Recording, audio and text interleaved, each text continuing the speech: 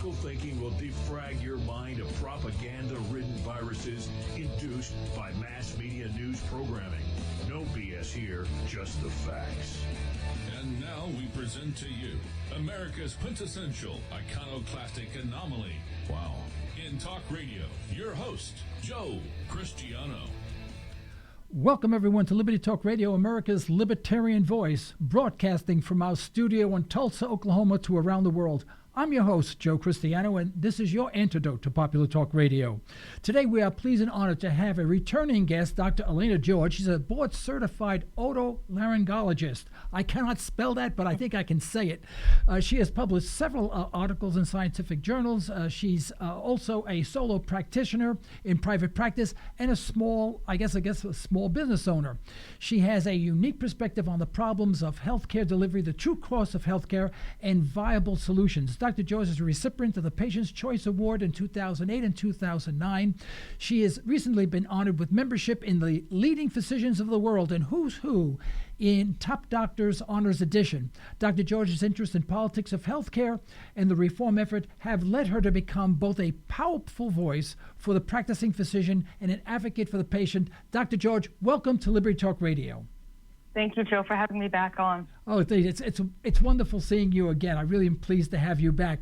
Well, Dr. George, I have a few friends who are physicians, and I would classify them as the most disgruntled group I know. They're all successful, and they all rail about the same thing. They want to practice medicine, and they're finding it increasingly difficult to do so. And I guess the title of our broadcast today is the healthcare rhetoric versus reality. I think this is what you wanted to talk about. And and I guess they're not alone, are they? They're definitely not alone.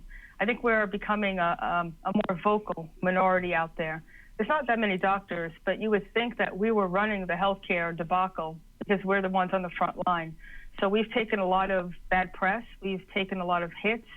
And we haven't spoken up for ourselves as a whole. And I think we're at a position now where if we don't speak up, we're going to lose our profession completely, and it will be overtaken by third-party payers, the government, and the mid-level extenders, nurse practitioners, physician assistants. They're now the front line overall. It's only going to become more of that. Yeah. A friend of mine who is a primary care physician, he was complaining he got fined recently because he gave someone a prescription. I said, well, that's what you're supposed to do. You write prescriptions. He says, well, I didn't put it on the computer. He says, I actually wrote it out, and I got ticketed for it. And I said, now they're treating you like first graders now, are they? Oh, and he was so angry. He literally couldn't see straight. I think he's pretty close to retirement now because I've known him for about 30 years or so. Mm-hmm. And I think he's pretty close to retirement. Had he more than 10 years to go, I think he would have dropped out. Yeah, that's the sad thing about it. We're losing the most experienced doctors, the ones who love their patients, want to practice medicine using the Hippocratic Oath, and just want to get up every day and help somebody. We're now being thwarted by the system. He's right. If you don't put this in electronic medical record, if you don't document everything from whether they have guns in their homes to if you're a pediatrician, if a child thinks he's a boy or a girl, if you don't document that, you're not getting paid, and you're an outlier. And they're coming for you, whether that's peer review, whether that's not having your license renewed. They're trying that in Hawaii. There's, I don't know if it's passed, I hope it hasn't, but they're trying to tie licensure in Hawaii to taking Medicare. Once they do that, doctors will no longer have free reign to treat our patients and be advocates. We're just going to be agents of the government. Yeah. Do you think that some of this rhetoric that you hear today, especially from the likes of a Bernie Sanders, where those people making big money, and big money, however you want to define it, those are all the bad people, and the people who are not making money, those are all the good people. So we need to take the money from the bad people, which must include doctors because you guys are all multi-godzillionaires, and you've got to give it to the, and you think that sort of mentality, I know I'm oversimplifying it and actually poking fun at it in a way, but isn't that mentality like, well, you deserve to be treated that way because you make a lot of money, and look at all these people who are out of jobs, you should be more sympathetic. Is that pressure part of it, or is that a separate issue altogether? That's an excellent question. It's a multi-layered answer to that. I think this is a movement towards centralization of everything. From the time you're born to the time you die, the government's going to have a say-so in it. And what Senator Sanders does is speak to the lowest common denominator, the reptilian part of us that just wants something for nothing. He can't deliver it. It's never going to happen. They tried that under the Affordable Care Act, and look what we get. We have higher premiums, we have less doctors, we have higher patient out-of-pocket costs and rationing. That's where this is going. And there's an article that came out. If you took all the money from the so-called 1%, it would actually run the government and help folks for about 6 months. Something ridiculous. Right. You cannot take something from somebody who earned it. Speaking of the ones who earned it now, not the ones who cheated the system, different ballgame. But someone who earned it and give it to somebody who's not contributing, the society will not last. And ultimately, I think we all need to be doing something that's our God-given talent. Otherwise, what's your purpose for being on this earth? It's not to get a handout. You're not helping anybody by giving them something. You help them by teaching them how to help themselves. And I work 2 jobs. I work more than 2 jobs to be where I am right now. Nobody has the right to tell me what I can do for my patient, how much money I should make. If I work 100 hours a week, if it's 120, then I deserve to make the money for what I do. I'm not going to apologize for that. And I think what we're in this political correct nonsense where people are shut down, silenced if they have an opinion, and if they actually, have an opinion that's opposite to the minority who's right. very vocal. Yeah. I'm done with that. It's surprising that we don't hear from the I guess the people who refuse to think rationally. I'm surprised they don't come back to you and say, well, let me ask you a question, doctor. You pay yourself time and a half for those extra hours that you work? I know it's a silly question. I'm joking. But I mean, it wouldn't surprise me if that's what they did. Well, you're getting paid time and a half for those hours, so why are you complaining? Of course, I've just about a month or so ago finished paying my taxes, and I hear the politicians talk about the 1% or the 5% or the 3%, depending on what number you want to pick. That's the they choose. And so my wife is an audiologist. I still have my own business, which I make very little money on. I give all the money to employees, and I have investments in whatever. So I don't know where I fall, but I'm at least in the 10% or the 5%, somewhere in there.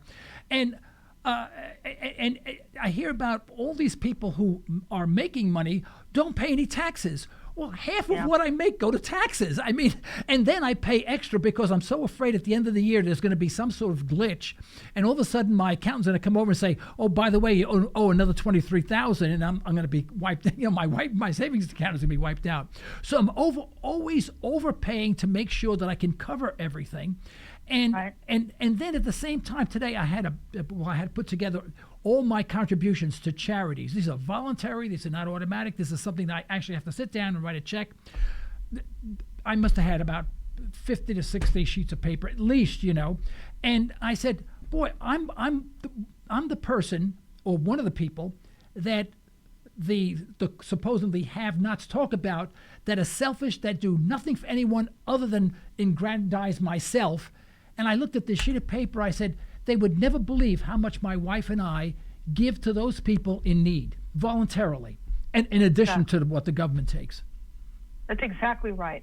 And there was an article that came out in California where the 1% there pay 47% of the taxes. So they make it sound, and it's not the corporations, it's you and I. It's a small business owner that are doing all of the work. We pay double taxes as a business and as a private person. We're not complaining, but I don't want them to take any more from me. And, for those who say that I get time and a half, there are plenty of times I don't get paid because I pay payroll to my employees. So that's not the case. And for those who don't run a business, they need to try to run one and actually to say something. I don't get a paycheck. Yeah. I get what I earn. And that's right. How I like it, because I have freedom and I can do what I like. But I don't believe that anybody should have the right to tell someone what their worth is. And that's what it comes down to, Joe. Someone telling us what our worth is. They do it all across the country now. They're not only doing it to doctors, they're doing it to patients as well, especially to seniors. So the seniors are getting dinged on all sides. From the start of the Affordable Care Act to now, they took $700 billion out of the Medicare pot in order to set up Obamacare. Where do you think that came from? It came from patient care. Right. Then they changed the designation of the coding so that if you get admitted to a hospital, they don't code correctly, you are on the hook as a senior for every medicine they give you if they don't code you as an inpatient hospitalization. People don't know things like that, but they think, oh, so it came, well, for the young folks who think that they're getting a freebie, it came from grandma and grandpa. That's where it came from. Yeah. So you cannot, someone's losing in this scenario. Oh, yeah. And it's the middle class. That's what the problem is. Yeah. Now, all the doctors that I have gone to recently in the past few years, I think they've all done a terrific job. I actually enjoy their company. They've been very helpful. What I absolutely hate is the process of going to a doctor today. If I see a doctor on Wednesday and they say, oh, come back tomorrow, I get another 25 sheets of paper to fill out, it seems. I'm exaggerating, obviously. But I tell them, I said, but I just filled this out. They said, well, you got to fill it out every time you come in. And I'm always filling out forms. I have to go tomorrow for a steroid shot. I ripped a muscle or something like that. I went through a battery of tests. They couldn't find anything. And they said, well, go for a steroid shot.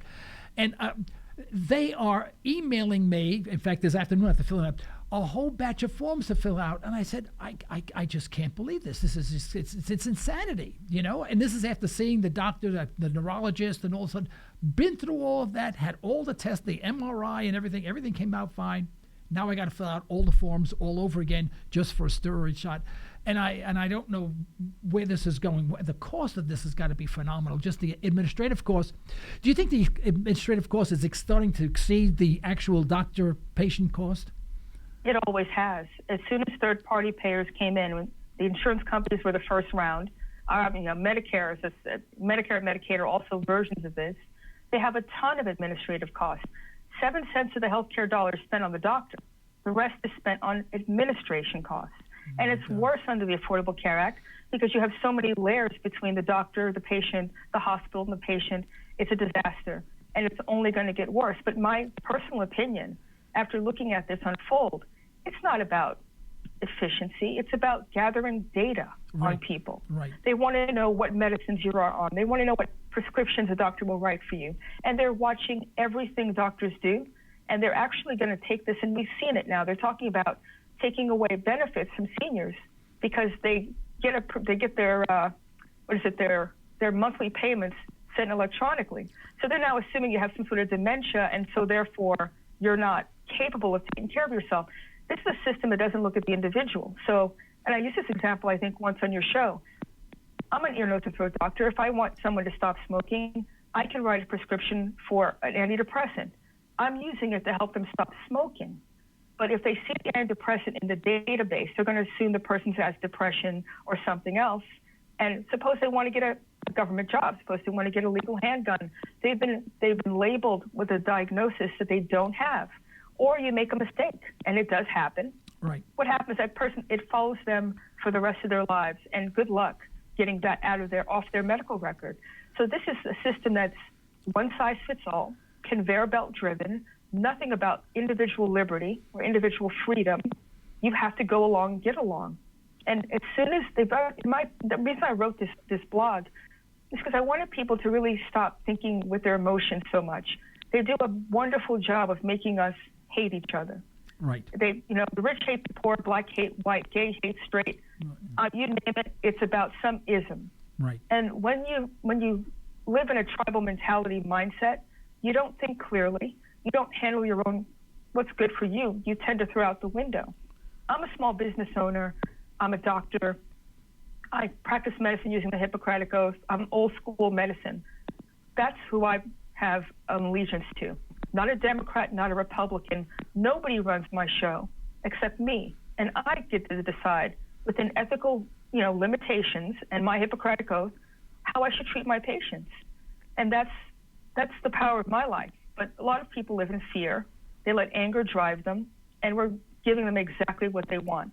And my thing, this is a position of Hegelian dialectic, where they break the hospital system, they break the whole healthcare system, and next thing you know, they're coming up with single payer because everybody's clamoring for the government to do something. So I think that's the biggest picture here. Yeah, it's almost comical that the government has screwed this whole thing up. So they go back to the government for a solution. If I brought my car to a mechanic because it wasn't running and I got it back worse, I wouldn't go back to him to fix it. I'd say I made a mistake. And we don't do that. We keep on going back to the same source that caused the problem in the first place. And there are estimates on the website alone for Obamacare. Approaching $1 billion. Well, you can build a website for $10,000 that'll run an entire company. Now, maybe it wouldn't cost $10,000, but certainly within $50,000 or $100,000, you could have had a website to handle all this. But only the government can make it cost $1 billion. Only the government. It's the only. I absolutely agree with you. And but what it did work at was getting your information. It took your banking information, your social security number, where you lived, everything about you, and it didn't give any information out. Where did that go? If you got kicked off that site, what happened to it? I think we need to take a really hard look at our personal information, our personal health, and we need to protect it more. Just because it's in a computer and on a cloud, it doesn't make you safer. Oh, no. And we've seen Blue Cross Blue Shield's gotten hacked. Hospitals are now getting held ransom for their medical records, and they have to pay to have their medical records released. Well, if they can be hacked, what's going on with your information? Well, I understand that recently United Healthcare made a announcement that it is separating itself from the Affordable Care Act in most of the states. Not all, but most. And do you know anything about that? Have you heard that? I have heard it. They weren't big players in the Affordable Care Act system. The marketplaces, I think half of them are already, gone. And what they are noting, I don't feel sorry for United Healthcare. Let's be blunt. They're not going poor. They're not losing money. The government had a too big to fail in a bailout fund for them from the get-go. So if the persons in their system weren't paying money, the government would make them whole. They weren't losing money. And I can tell you from a doctor's standpoint, the denials that we see on our side, the patients are paying their premiums and they're either not coming because of self-rationing, because of out-of-pocket costs, or if you do get the okay to do something, they pull the rug at the end saying it's not medically necessary, experimental, not covered. So they weren't spending a ton of money in the system anyway. But, this is I'm not surprised. You started off with a system that was never going to work. You took the healthiest people out by allowing them to stay on their parents' insurance. So those young adults would have been buying policies and they would have kept the price low. Right. They're gone. Right. And of course, people who were never covered and people who were older with other medical problems, for the first time, they're going to come in droves. Who didn't expect this? Yeah. It's not like it's rocket science here. And then they mandate you cover everything, whether it's, you name it, it got covered. And it shouldn't be that way. So this system was designed to fail. It was a matter of time. 30 million people expected to come in, which never happened, by the way. And expecting them to pay less is ridiculous. What it did do, and I think this was actually the basis of it, was to switch insurance from employer-based, which is a majority of it, to the central, to the government. It's all about taking power away from the individual, and this is one way to do it. You price the people out. You encourage employers to either fire people and have them go on to Medicaid, or leave them altogether because it's cheaper in some sort of marketplace, and that's what they thought would happen. It hasn't happened quite, but its system is broken. And 8 million people added to the ranks this year doesn't address the fact that there are millions more who are now underinsured, who now can't afford to see their doctor, and those are the people who actually were covered. And the fact that the government has a law now that if I, as an employer, want to pay for my employees' health insurance, that's now illegal.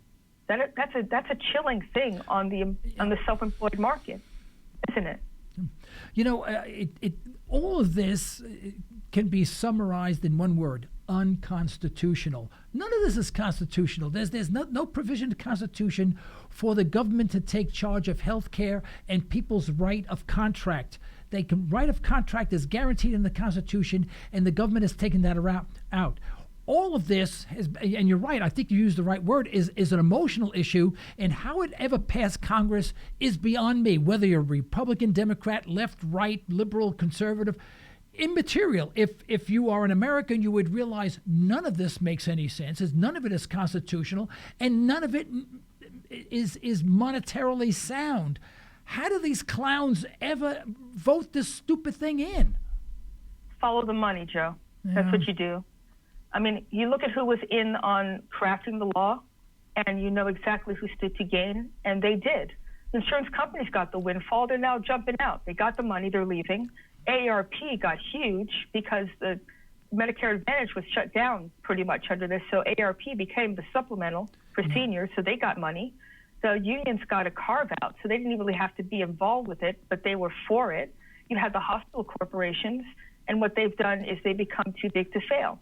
We lost hospitals in rural areas. We've got systems in big cities, and it's all a big pac-manning with many coming down to a few controlling the marketplace dollar. There were dozens of health insurance companies. There are now 5, soon to be 3. So mission accomplished, in my opinion. Right. You got rid of competition. You got rid of independent doctors. You got rid of patients, and you're doing that by having them self-ration themselves because they're not even going anymore. They're still going to the emergency rooms because they can't afford to go to the doctor. And you've concentrated 1/6 of the economy and now in a few hands.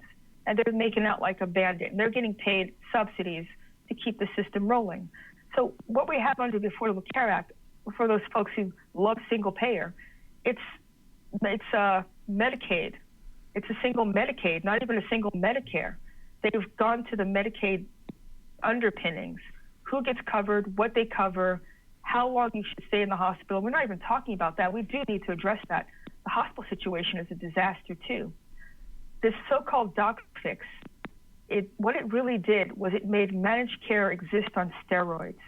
So there's something called an accountable care organization where the government gives the hospital system a lump sum of money per year, and they have to use that money to provide care to all of the patients that come through.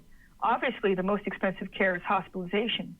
So their goal is to keep you out of the hospital as fast as possible, treat you as an outpatient if they can, wait until you're sickest as you can possibly be before they admit you, and then they offer you hospice. That's their mentality. And that's how they're making buku money without providing the same standard of care while following the letter of the law. Any doctor worth their salt cannot be a part of that system. You know, it seems those politicians who are so high in getting money from the wealthy, the rich, from all these giant corporations, don't realize that the programs that they have are creating these mega wealthy organizations like the healthcare organizations that are in bed with the government with this affordable health care. They are creating the super wealthy connected people in Washington. And instead of advocating a free market system which would diversify all of healthcare across the board, and there wouldn't be these people in Washington and these organizations making all this money, that would be more equal for everyone, and that's what they're looking for, but they're doing the exact opposite. They're making the mega rich connected in Washington even richer at the expense of everyone else. But no one sees that. It drives me nuts. No, you know what? They don't care, Joe. They've already written themselves out of the law. Do you ever understand that Congress called themselves a small business?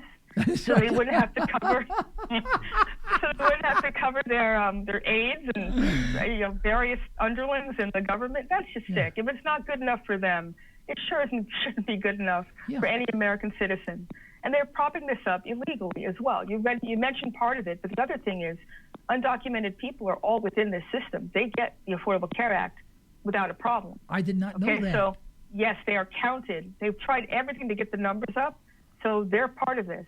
And they're not paying into the system, but they're getting it. They're getting the subsidies. They're getting everything that an American citizen gets in order to keep it moving, to keep it propped up. How do I and become I've heard stories. All right. Well, how do I become undocumented? I guess that's the question. You know what? I want to be love undocumented. Well, I'm an American citizen through and through. I love my country. I just want it to run in a proper manner, in a legal manner. Yeah. I don't mind. My dad was an immigrant. He came over legally. So is mine. And he did everything by the book. So I'm not against that. But people should not be able to jump in line, use the system against us. I think that's inappropriate. And that's, unfortunately, this whole thing is bigger than we are at this point. Yeah, my father came here in the 1930s, of course, and during the Depression, and not a dime. He did not have one penny in his pocket when he came here, and I remember him complaining that when he was here for a while, he actually borrowed $14 from his future mother-in-law. He eventually, he married my mom, obviously, and $14, and she never made him forget it. And you know what? He was complaining about that on his deathbed. He said, "I should never have borrowed that $14." I said, "Pop, will you let go to $14, please?" And he's a hardworking man. A totally different world. Well, there's also another complaint, and it's very much associated to this, is that they say, well, we need American companies to come back to America and hire American people. You've got to be nuts to do that today. If you had a company and you were going to hire, you needed 50 to 100 employees, the last place on the planet Earth you would want to have the factory is the United States, with all of the regulations that we have, especially now with the Affordable Care Act, which compounds it. You want out of this country. You don't want in. And of course, Donald Trump says he's going to bring companies back in. They don't want to come back in. Not that they want to be anti-American. They don't want to fight the system that everyone else is fighting. Well, it's the regulations. I mean, it's just the compliance. Just in the healthcare sector, what you described your friend talking about having to write a prescription by electronic means, that's the tip of the iceberg. First, the government works the same way every time. They give you a carrot. They got some money attached to that carrot, and then the stick is coming after that. So doctors got a $14,000, I think, tax write-off if they got electronic medical records in their office, which is a big deal. I mean, these things can cost, depending on how large you are, upwards of $100,000. Then you have to have a monthly fee associated with it. Right. Then it breaks down. I mean, if our internet goes down, we can't exist in our office because it's all electronic. So ultimately, we've managed to take the carrot, and now they're coming after us with the regulation. They got HIPAA. If your medical chart gets violated and they come in and steal it out of your office, you're on the hook. That's $25,000, maybe even jail time. It's just all these things that are over on you. If you don't code correctly, it's $25,000 the first time you undercode. That means you don't charge enough. That's a fraud. I can understand overcharging, but if you do it for free or you underbill, that shouldn't be considered fraud. Right. But that is. So you're damned if you do, damned if you don't. Right. That's why doctors who are like myself are moving out of this type of grid system to the free market system. And what people need to know is that there is a viable, amazing healthcare system in this country if you pull money out of your pocket instead of using your insurance card. Right. I pay much too much, and not because of to the doctor. It goes to everyone else. And by the way, if you ever wind up in jail, doctor, I'll tell you what I'll do. I'll visit with you. I'll visit you. I'll bring you a loaf of bread, but inside there'll be a little hacksaw, okay, so they can just help out. All right. We have a caller on line one. Could we take that call now, please? Dr. George, could we take a call? Sure. Oh, okay, fine. No problem. All right, put it on line one, I think, right? Caller, you're on line one. Your question and for the doctor, please. Yes, absolutely. My name is I go by Mr. Research here in California. All right, Michael, I can hardly hear you. I think you have to speak up. Hold on a second, please. Let's see if we have our volume up properly. Yeah, you guys are breaking up for some reason. We are breaking up. Okay, can we fix that? Okay, why don't we try that again? Are you speaking directly into your microphone or your telephone or whatever? Yeah, I am. I'm speaking directly with my phone. Okay, can we bring the volume up a little bit? Research. I'm from California. I work in medical finance. I do everything from the front to the back, doctor, and I have a CPC. So I always am very interested in these discussions because, while I agree with some things that were said, I just think it's healthy to have a little pushback so I can get a better understanding of why, Sure. The doctor feels that way. So here's my question. I totally understand underbilling, especially now that we have ICD-10 and meaningful use. Prior to that, as you know, doctor, a lot of people were abusing the system. So my question is basically this. it comes across sometimes as if that everything was hunky-dory prior. And I know everything was great for us in the office and as well as your practice as a doctor or most doctors. But don't you think that it's best that the system be fine-tuned in such a way that you guys could get the benefit financially because it is a quality for you guys, but we take out things like servitude to the drug companies, which you know that creates a big burden on the overall thing, and also where we don't have doctors do things like where they used to do go take a battery of tests and let the test figure it out that you're paying for a patient, but you don't know that you're paying for it. I mean, don't we really also have to fine tune those things out, or even the whole we're not going to take you because of your preconditions? I mean, I just think if we had did that 10, 20 years ago, we wouldn't even be having so much of the problem here. And lastly, you guys spoke about the undocumented people. Well, the unfortunate thing is when Reagan brought back what Ike had really taken care of, when Reagan brought back that whole green card fiasco, you just had a bunch of people of different nationalities come to the country and hide out. I always make the point that Osama bin Laden and his whole entire family is in the movie industry, and when the towers hit, they were the first on the plane out of the country.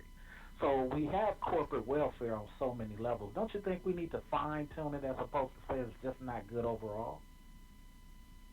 Well, your points are really well taken. The problem that I have with this change is that it doubles down on everything that you're complaining about. Under the Affordable Care Act, in order to use a health savings account, you have to use a brand name prescription drug in order to use your health savings account. That's ridiculous. That's one of the most expensive parts of the pharmaceutical industry, getting a boon. The health savings accounts cannot be used for what you and your doctor deem to be medical care. So if you have Blue Cross, I don't care what you have a health savings account, and we together decide you need to have a test. If the insurance company doesn't cover it and they say no, you cannot use your health savings account to do it yourself. That's a problem. So that one, you have the right idea, but what they did is they empowered the same cronies, the same big business, the same corporate structure is now intertwined within the healthcare system. And doctors are actually making less money. And that's been going on over the past 20 years. It's rhetoric, but they tell you that, hey, your doctor's making $50 billion, they're driving a Mercedes. They are not. 400 doctors a year are committing suicide since the passage of the Affordable Care Act. So you tell me how happy the doctor profession is about this system. We're not. What we really want is to be left alone, to be in an office with our patient without filling out meaningful use, which is useless, which asks me to ask questions that I shouldn't know as an ENT, to get into someone's head and into their household is ridiculous, in order to check off a box so that the government will deem that I'm worthy of being paid. Value added and value care is nonsense. And the only people making money off of that are contractors who are there for recovery audits, for all the other ancillary things they're doing to make our lives as doctors and patients miserable. So if I were to write this, I would keep the government, the insurance companies, everybody out of it, and let it be a free market system. That's how you do it in a more cost-effective, user-friendly manner where you have patient-centered care, not talking about it, but actually having it. Okay, well here's the only question, because of what you just said. The free market issue, or some people always describe these different ways they would do it, but free market sometimes comes across like, if you have the money to pay for my Cadillac program, then you pay for it. If you have the money to pay for my Hyundai program, then you pay That's for not it. true. And as you know, and I know, But that's not true. I mean, everybody thinks of medicine as concierge, a couple $1,000s. It's not that. Do your research out there, because direct primary care practices offer a flat fee of $60 a month, covers everything that you have to do in the doctor's office: chest X-ray, EKG, labs, seeing the doctor. That's cheaper than having to go to an emergency room or some clinic and waiting 15 hours. So the free market has actually moved far ahead from what you described. I have one in my office, and I do every ENT procedure in my office for 5 feet. Let me ask the worst case scenario, because I can agree with you on the front end. Yes, as far as that stuff, I can agree with you. But, you know, the crust of the billing comes from facility charges and that's right. Inpatient charges. So how that's is correct. your procedure going to accommodate what 75% of the charges come from? We're talking about office space. It's separating medicine and getting the doctors out of the hospitals. That's the problem. Because of the Affordable Care Act pressure, we've gone from being 55% doctors being independent, solo practitioners, small group, to becoming employees of the hospital. So what this whole business has managed to do is make the whole healthcare system more expensive for the exact reason you just described. If I see a patient as an independent doctor for an office visit, it's a certain amount of money. If I were a member or taking a payroll from a hospital, it would be 3 or 4 times what that cost is. And I don't have control over that. It's the hospitals, and they are not being reined in. There's nothing about transparency for them. They don't have to tell us what their administrative fees are. They are nonprofit, and they get to skim off of both the patient and the doctor and not even pay taxes. So this did nothing to change that. Maybe if they had changed that side of the infrastructure, we wouldn't be having this conversation. They got empowered. They didn't get anything cut out from them. Well,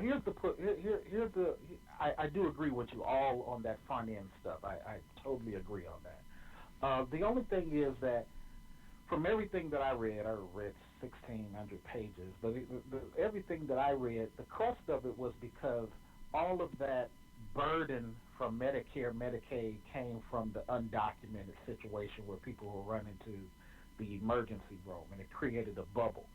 So I worked at Humana when they crafted this whole thing in, what was it, 05 or whatever. Mm-hmm.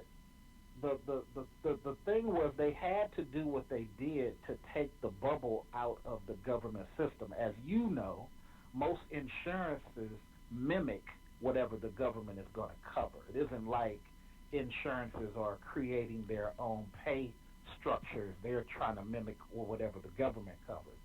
So my thing is, I totally agree on all that front end stuff. It sounds more like a cultural shift, because the cultural shift prior to, which is your statement, the problem was you had doctors who had no accountability for how they were charging patients. And patients didn't know many times that they were getting billed for stuff that were irrelevant to their DX. Or, I'm sorry, I'm talking medical, to their diagnosis. So you had doctors prior to Obama even being thought of who were just giving patients a battery of tests. Like the host, for example, we'll use him as an example. He comes to see me. I throw 13 tests at him and see which one sticks. Well, he doesn't know he's paying for all that. And I'm getting the end of it. Nobody was coming along saying, hey, doctor, don't do that to the patient. The patient's like, well, la-di-da, I've had my insurance for 5 years, no problem, I've never had to pay a bill. Yeah, but you've been getting sideswiped and you haven't known.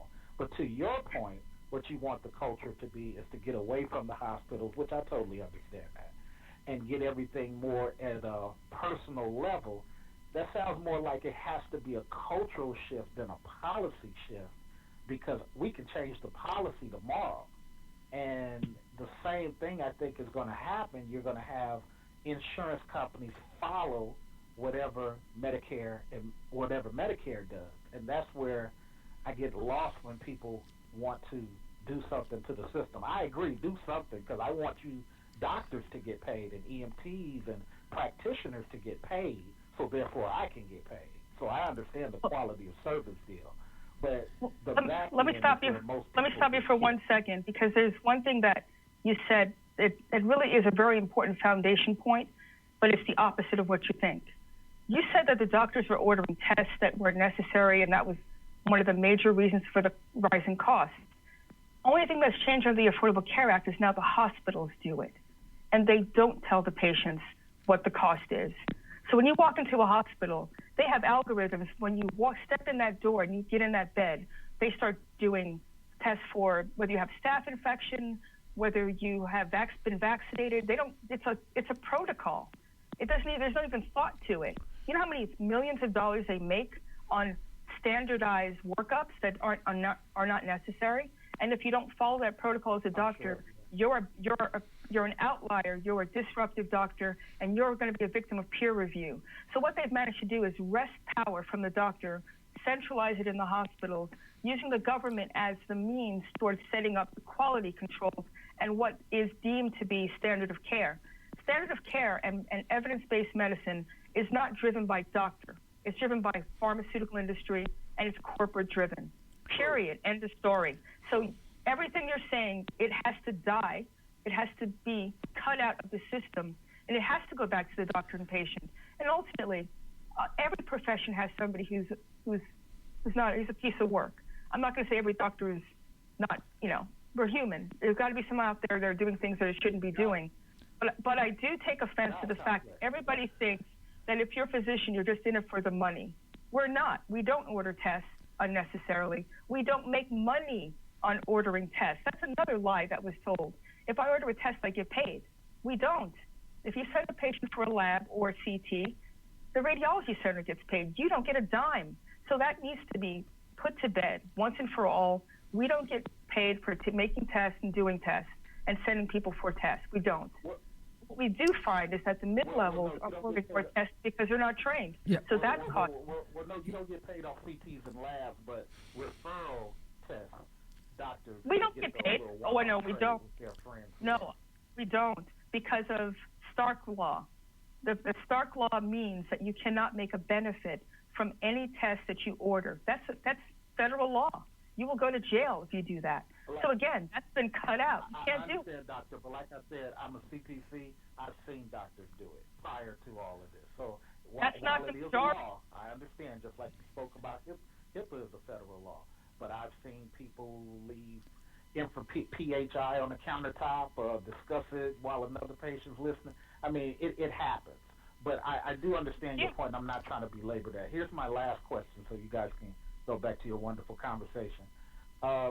Why do you think that prior to the Affordable Care Act or even Obama being elected, why wasn't this fixed in Bush or Clinton or Bush 1 or Reagan's time? Why did we wait until someone did something to say now there needs to be something done? Listen, they've been trying since Bush's time, Clinton's time, to pass this. Obama was successful. That's the only difference. This is Hillary Care on steroids. The only thing that he did is make it roll out slower. But it still gets to the same point where doctors will become employees. They won't have a say-so on how they treat their patients. And they'll be agents of the system. Their job is to gather information, do the very minimum to make the hospital as much money as they can. And when your time comes, God forbid, you're going to be put in a hospice because it's cheaper.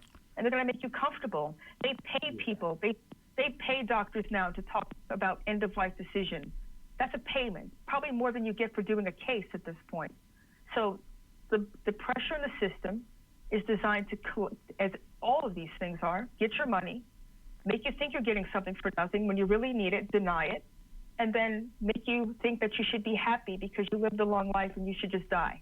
That's really what the system is moving towards. I'm not, I want to be frank. Hey, thank you guys. But to the host, you spoke about regulations. Before I hang up, I just wanted to say this. I look at BP, I look at this Michigan Flint stuff. That's the free market at work. And if you don't have regulations... Wait, hold on. You said Flint. What are you talking about? Water. Oh, you mean the water situation. Okay. That's not the free market. That's the city. That's the government. No, I said that's my idea of how free market works.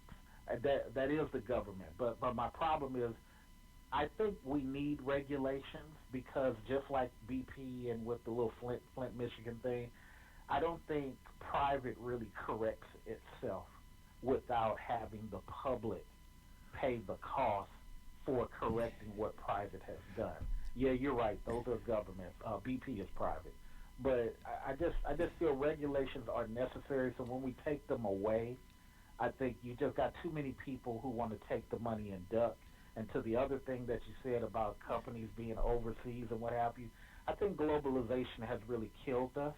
I think that prior to doing that, trying to make a Coca-Cola soda pop cheap for a guy in Thailand, I personally didn't care if that guy in Thailand was paying $15 for a Coca-Cola, as long as your child and doctor's child and my child could have a job here in America and sell him that $15 Coca-Cola. Now we've made it cheap for him, and we're outsourcing ourselves. So it's kind of like we're like a dope fiend in a lot of ways. All these companies are making their money out on slave labor and selling back to us. That's what's unfortunate with me. But thank you guys for a little bit of your time. All right. Thank you very much, caller.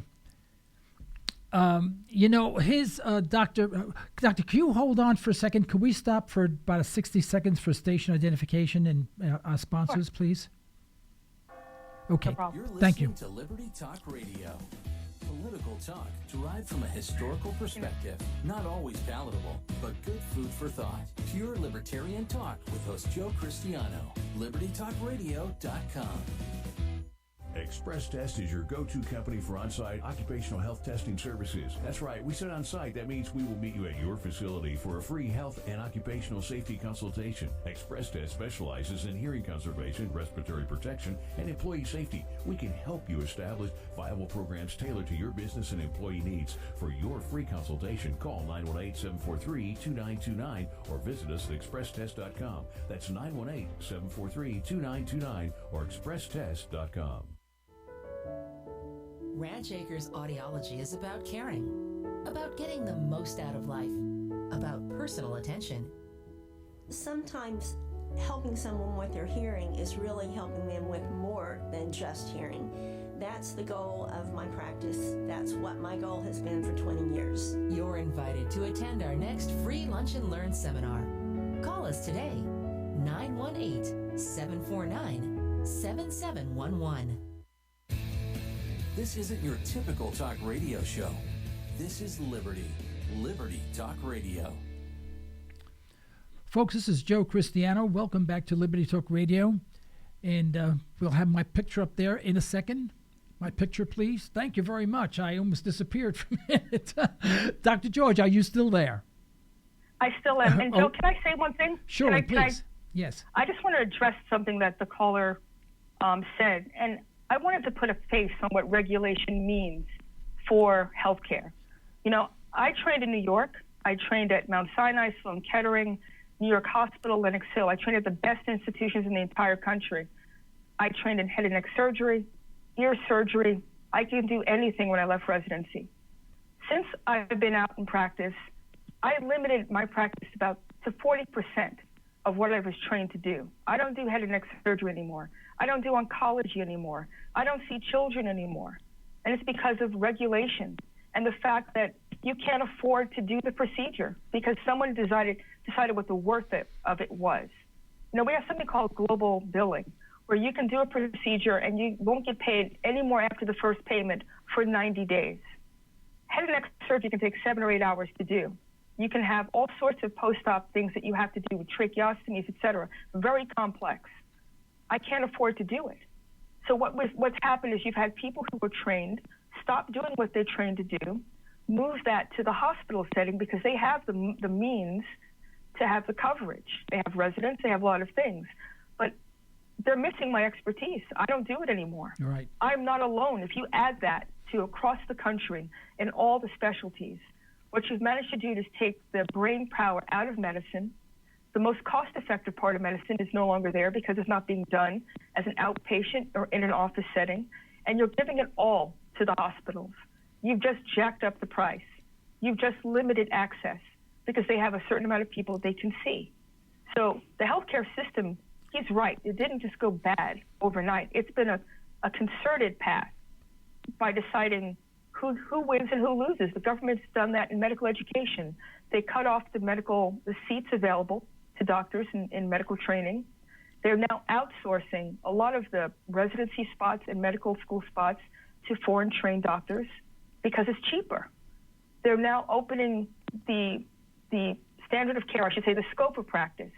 So now you have pharmacists in some states who can give medication. You have nurses in some states that can give, opiates. You have some that can perform abortions, some physician assistants.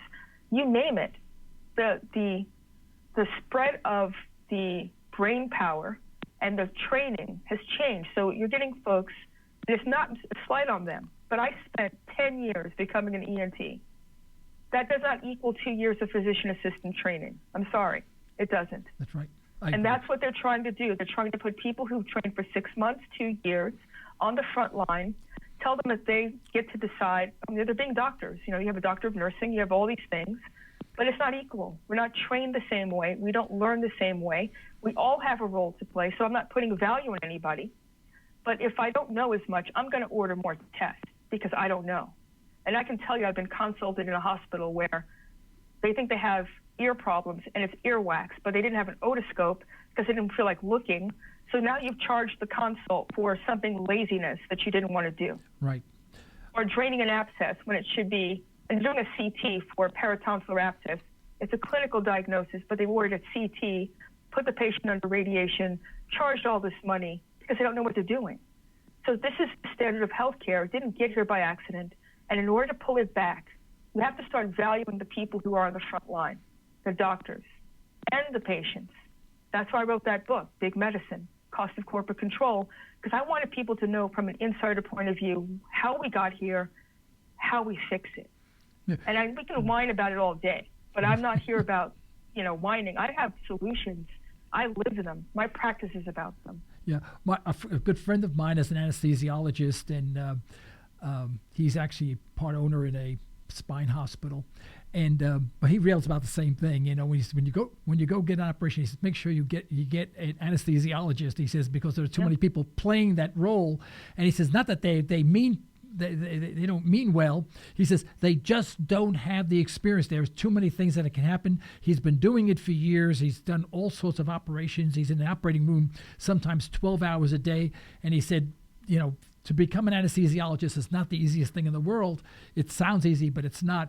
And you can't get an assistant sort of just helping out and hooking up tubes and expect to know everything and all the variables involved. He sounds that alarm all the time. And I listen to him all the time talking about that. He's really upset about it. But by the way, so we only have a few minutes left. And so in this few minutes, I guess, where do we go from here, Doctor? I mean, I'm frustrated. This fellow's on the line. I couldn't disagree with him more. The free you must have a free market system. No, you mustn't have control. What he doesn't realize, anytime you have controls, all the money goes to people in central planning, and they become the new barons. And they're worse barons than free market barons, if you will. But they don't want to recognize that, and I'm so frustrated because I hear that all the time. Where do we go from here? What do we do? What do you? Oh, and by the way, if you would give us an idea of if any of our candidates for president, whether any of them will help the healthcare system that we have today or hinder things worse than they are now. Well, where we go is to take our power back. That's number one. That means you have to be in a position where you are in control of your healthcare dollar. I don't care if you have an insurance card or not. You now need to shop for doctors who are going to be your advocate. And I think the first thing you need to find is an independent doctor. And if you go to my website, there's links all over it, drelainageorge.com. But independent doctors are like myself, where it's not about a fiduciary responsibility to a hospital, it's to you. And we're not going to follow protocol where it's all about one-size-fits-all medicine. You can find doctors like myself all over the country if you go to American Association of Physicians and Surgeons online.com, AAPSonline.com, .org. These are doctors who are solo practitioners mostly, do all sorts of things, sliding scale fee, bartering, anything to keep the price low, direct primary care practices. That's the new wave that's popping up all over the country, where you make a direct financial relationship with the doctor, so you know exactly how much it costs before you walk in the door. You can go online and see what their charges are. So you can start shopping around, because a consumer is that's the most power you have as a patient. Right. You get to decide. And if you keep deciding, well, I'm going to let someone control my health, then you're going to get what you pay for. Yeah. And I think it's not about the government. It's not about any money running. It's about us. And if we stop paying into a system that's working against us, use free market principles, shop accordingly, that's how you put pressure on the system. If these hospitals don't have a ready-made cash cow coming through, that's going to be a big deal. Medical cost sharing is a huge market right now, growing. It used to be based in Christian ministries. There's a company called Liberty Health Share that is moved to a libertarian mindset. So as long as you're going to follow the doctrines of helping each other, then and your word means something, you can become a member. I belong to that because I didn't want to pay into this system. I feel so strongly that I don't want to do it as a doctor. I don't want to do it as a patient. I found an alternate route. The Affordable Care Act has that written into the letter of the law, so I don't pay fines. And I added AFLAC, I got a supplemental policy. So now I get paid when I get sick. And if something catastrophic happens, I'm going to get a $250,000 check written directly to me on top of my medical cost sharing policy that covers me up to $1 million per occurrence. And I'm paying less than $200 a month for the entire thing. Wow. That's how you win this. Yes. You find people who don't want to do the system, love themselves, and you power in numbers. We can do this together. Yeah. The few times I had occasion to use a cash clinic or go outside the system, my experience has always been very, very positive. And it's been quick, friendly. Things got done, walked out. I mean, it wasn't 14 visits, it was one visit. And I always came home and went, geez, that was great. That was easy, But whenever I have to go in the system, I come home frustrated. I just, because it's so convoluted and it's so contaminated with regulations and you can never get an answer the way you want it, that you need. And so I agree with you, and I identify with that, unfortunately, but I identify with that. Well, Dr. George, I want to thank you so much for being our guest today, and we'd love to have you back. We do hope that you will accept our invitation to return at a later date. Okay, Dr. George, I would love to. Good luck to you, and thank you so much for being on our show. Thanks. Thank you very much. Folks, this is the end of today's program. We'd like to thank our sponsors for the financial support, and we'd like to thank you for listening in. You can further the cause of liberty by recommending this program to your friends, and let us hear from you. Our email address is comments@libertytalkradio.com. Remember, as my wife would say, you're either allowing your liberties to be taken away or you're striving to protect them. Unfortunately, there is no middle ground. Until next time, this is Joe Cristiano. You've been listening to Liberty Talk Radio. Stay well, stay tuned.